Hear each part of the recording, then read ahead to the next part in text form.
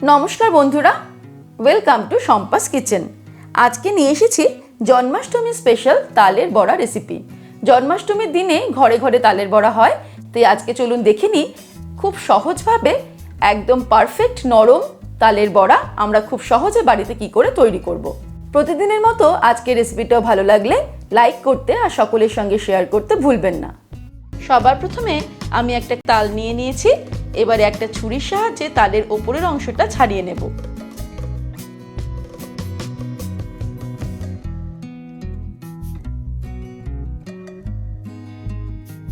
তাল কেনার সময় আমরা একটু বেশি পাকা ধরনের তাল কিনবো।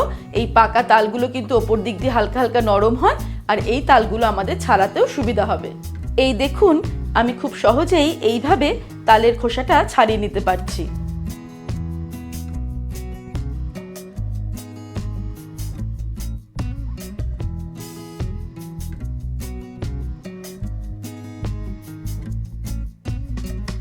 সম্পূর্ণ তালের খোসাটা আমি ছাড়িয়ে নিয়েছি।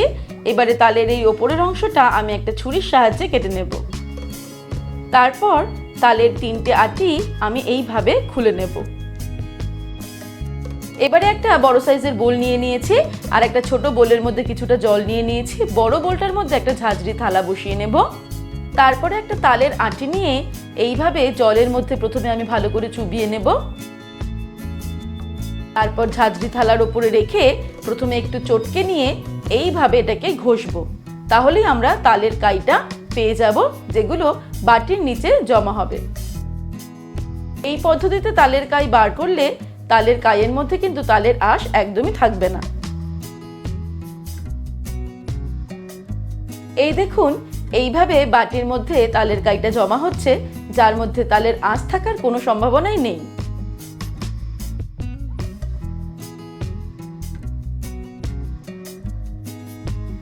কিছুক্ষণ বাদে বাদে সামান্য একটু জল এই তালের আটির মধ্যে আমরা অ্যাড করে দেব, আর এটাকে একটু চটকে চটকে নেব, যাতে তালের কাইগুলো একটু নরম হয়ে যায়। এইভাবে তালের আটিটা ঘষতে ঘষতে এটা কিন্তু সাদা সাদা হয়ে গেছে। এর মধ্যে আর তালের কাই অবশিষ্ট নেই। এই দেখুন, এতটা পরিমাণে কাই হয়েছে একটা আটি থেকে। আমরা বাকি দুটো আটি থেকেও এইভাবে তালের কাইটা বার করে নেব, তারপর ফিরে আসছি।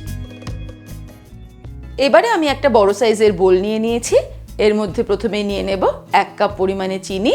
আমি এখানে মেজারমেন্ট কাপটাকেই ব্যবহার করছি, তবে আপনারা চাইলে যে কোনো বাটি বা যে কোনো ছোট গ্লাসকেও মেজারমেন্ট কাপ হিসেবে ব্যবহার করতে পারেন। চিনির মধ্যে দিয়ে দেব 2-3টে কলা। কলাগুলোকে আমি ছোট ছোট টুকরো করে ভেঙে দিচ্ছি হাত দিয়ে। অনেকেই বলেন যে তালের বড়া তৈরি করলে শক্ত হয়ে যায়। তালের বড়াতে কিন্তু কলাটা দিলে তালের বড়া নরম হয়, এমনকি পরের দিন পর্যন্ত তালের বড়াটা নরম থাকে।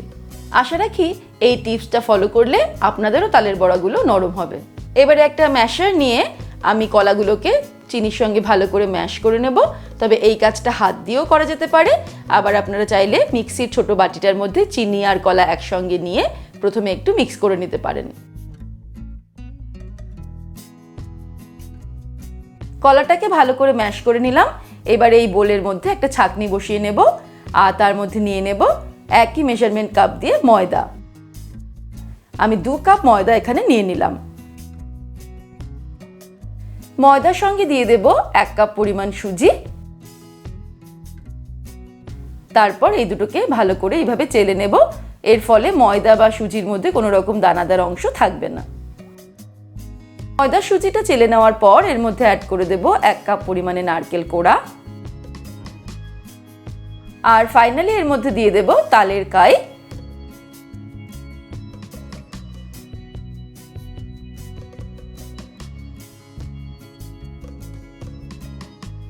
দেড় কাপ পরিমাণে তালের কাই আমি অ্যাড করে দেব।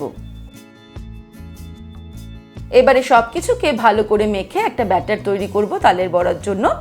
আমি হাত দিয়ে মাখছি, আপনারা চাইলে স্প্যাচুলা ব্যবহার করে বা যে কোনো হ্যান্ড বিটার ব্যবহার করে এটাকে মেখে নিতে পারেন।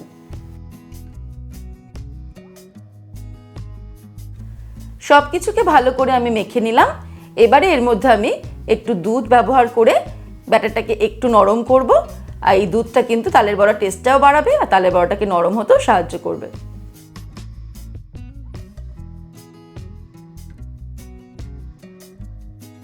প্রায় হাফ কাপ মতন দুধ ব্যবহার করে আমি ব্যাটারটাকে ভালো করে ফেটিয়ে নেব। এই বিটারটা এর জন্যই নিয়ে নিয়েছি, এতে ভালো করে ফেটানো যায়। আপনারা চাইলে হাত দিয়েও ফেটিয়ে নিতে পারেন।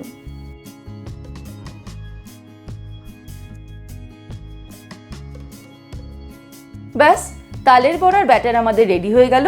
এবার আমি এই ব্যাটারটাকে ঢেকে রাখবো 10 মিনিট, যাতে সুজিটা লিকুইড অ্যাবজর্ব করে ফুলে উঠতে পারে। তারপর ফিরে আসছি। 10 মিনিট পর আমি একটা কড়াইতে বেশ কিছুটা পরিমাণে রিফাইন্ড অয়েল গরম করতে দিয়েছি, আর এই সময় আবারও ব্যাটারটাকে বেশ ভালো করে আরেকটু ফেটিয়ে নেব। এবারে তেলটা খুব ভালো মতো গরম হয়ে গেলে ফ্লেমটাকে আমি একদম লোতে করে এর মধ্যে তালের বড়াগুলো ছেড়ে দেব।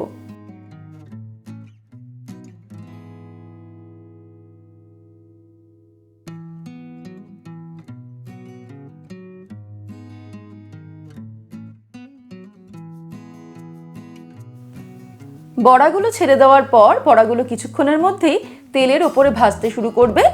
তারপর আমরা ফ্লেমটাকে এই লোতে রেখেই বড়াগুলোকে একটু সময় নিয়ে উল্টে পাল্টে ভালো করে ফ্রাই করে নেব। একসাথে কড়াইতে অনেকগুলো বড়া না দেওয়াই ভালো, কারণ বড়াগুলো যাতে একটু ফোলার মতো জায়গা পায় সেই জায়গাটা দিতে হবে, তবেই বড়াগুলো সুন্দর ফুলবে। আর যদি আমরা অনেকগুলো বড়া একসঙ্গে গাদাগাদি করে ফ্রাই করার চেষ্টা করি, তাহলে কিন্তু বড়াগুলো ফোলার চেষ্টা করলেও ফোলার জায়গা পাবে না, সেক্ষেত্রে একটু চিমসে হয়ে যাবে। একবারে তালের বড়াগুলো ভাজতে মোটামুটি 4-5 মিনিট সময় লাগবে। তালের বড়াগুলো আমি গোল্ডেন ব্রাউন করে ভেজে নিলাম। এবার এগুলোকে তেল থেকে ছেঁকে তুলে নেব। ব্যাস, তৈরি হয়ে গেল জন্মাষ্টমী স্পেশাল তালের বড়া রেসিপি। আপনারা একবার এইভাবে বাড়িতে তালের বড়া তৈরি করে দেখবেন। আশা করি তালের বড়াগুলো খেতেও খুব ভালো হবে আর নরমও হবে। তাহলে দর্শক বন্ধুরা, আজকের এই রেসিপি আপনাদের কেমন লাগলো আমাকে ভিডিওর নিচে কমেন্ট সেকশনে কমেন্ট করে জানাবেন। ভালো লাগলে লাইক করার অনুরোধ রইল, আর বন্ধুদের সঙ্গে কিন্তু অবশ্যই শেয়ার করুন।